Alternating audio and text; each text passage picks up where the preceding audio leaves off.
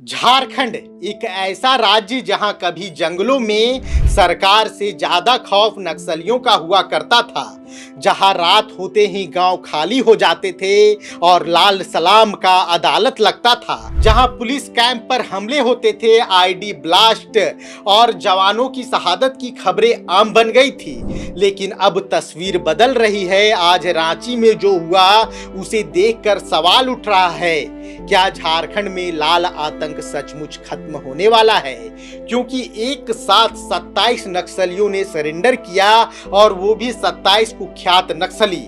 और सबसे ज्यादा चर्चा उस नक्सली की हो रही है जो आत्मसमर्पण करने पहुंची तो उसकी गोद में 1 साल का बच्चा था। पुलिस वाले कह रहे थे चेहरा ऊपर करो, लेकिन वो महिला चेहरा नीचे की हुई थी क्योंकि गोद में एक बच्चा था। ये तस्वीर सिर्फ सरेंडर की नहीं है बल्कि जंगल से जिंदगी की तरफ लौटने की कहानी है। रांची पुलिस मुख्यालय के अंदर बड़ा कार्यक्रम रखा गया था, उसमें बड़े अधिकारी पहुंचे। झारखंड पुलिस की डीजीपी के सामने 27 नक्सलियों ने हथियार डाल दिए। इसमें 25 नक्सली भाकपा माओवादी संगठन के सदस्य थे। वहीं 2 नक्सलियों के बारे में बताया जा रहा है कि वो जेजेएमपी संगठन के सदस्य थे और उनके लिए काम करते थे। सरेंडर करने वाले नक्सलियों में महिला नक्सली भी शामिल थी। इन सभी ने बंदूक, गोलियां और हथियार पुलिस को सौंप दिया। सरेंडर के वक्त जमा हुए हथियारों में शामिल 1 इंसास LMG है, 4 इंसास राइफल है, 9 SLR देसी पिस्टल, 303 राइफल और लगभग 2800 से ज्यादा गोलियां। अब आप समझ सकते हैं कि इन सरेंडर करने वाले नक्सलियों की ताकत क्या थी। इनके पास लड़ाई लड़ने की क्षमता थी। सरेंडर करने वालों में कई लोग शामिल थे। बताया जा रहा है कि झारखंड के सबसे बड़े नक्सली चेहरे 1 करोड़ का इनामी मिसिर बेसरा और केंद्रीय कमेटी के सदस्य 80 मंडल के नेटवर्क से जुड़े हुए कई नक्सलियों ने आज सरेंडर किया। यह पुलिस के लिए बड़ी सफलता है। इनमें 6 सब जोनल कमांडर कमेटी के सदस्य थे, 6 एरिया कमेटी के सदस्य थे और 17 मारक दस्ता के सदस्य थे। यानी वही लोग जो जंगल में भर्ती करवाते थे, हथियार पहुंचाते थे और जरूरत पड़ने पर ऑपरेशन चलाते थे और पुलिस के साथ लड़ाई लड़ते थे। इसलिए सुरक्षा एजेंसियां इसे सिर्फ सरेंडर नहीं बल्कि नक्सल नेटवर्क में बड़ा सेंध मान रही है। एक समय ऐसा भी था जब झारखंड में लाल आतंक का कहर देखने को मिलता था। सारंडा, कोल्हान, चाईबासा, लातेहार, इन इलाकों में नक्सलियों का दबदबा हुआ करता था।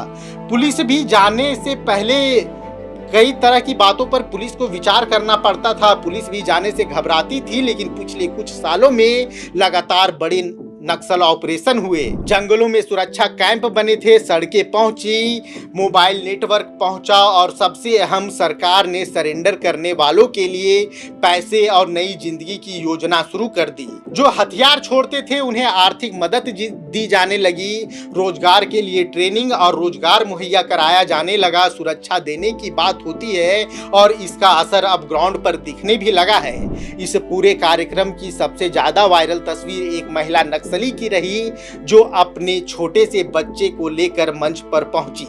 सोचिए, एक तरफ बंदूक वाली जिंदगी, जंगलों वाली जिंदगी, नक्सल की जिंदगी और दूसरी तरफ बच्चा का भविष्य। एक माँ हमेशा बच्चे के भविष्य को चुनती है और शायद इसलिए उसने जंगल की जिंदगी छोड़ दी।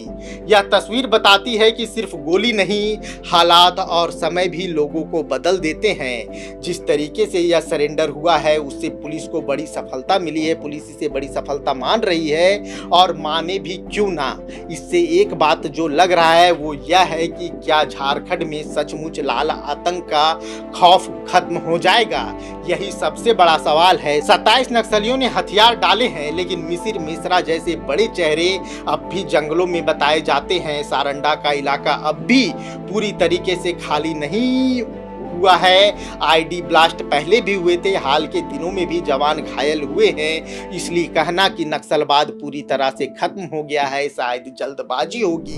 हाँ, नक्सलवाद का खात्मा नजदीक है, आप यह जरूर कर सकते हैं। लेकिन इतना जरूर है, जो संगठन अभी सैकड़ों में था आज उससे लोग खुद बाहर निकल रहे हैं और आत्मसमर्पण कर रहे हैं। यह बदलाव बड़ा है, यह बदलाव सकारात्मक है। झारखंड में लाल आतंक के खौफ के खत्म होने का एक निशान है जो धीरे धीरे सतह पर आ रहा है। पुलिस की मेहनत अब रंग दिखने लगी है। झारखंड की तस्वीर बदल रही है। जहां कभी जंगलों में लाल आतंक का डर था, वहीं अब नक्सली खुद पुलिस मुख्यालय पहुंचकर हथियार डाल रहे हैं, वो भी परिवार वालों के साथ। परिवार के लोग अब पुलिस के साथ बैठ रहे हैं। 27 लोगों का सरेंडर सिर्फ आंकड़ा नहीं, एक संकेत है। सवाल यही है, क्या अगला नंबर मिसिर बेसरा जैसे बड़े चेहरों का होगा?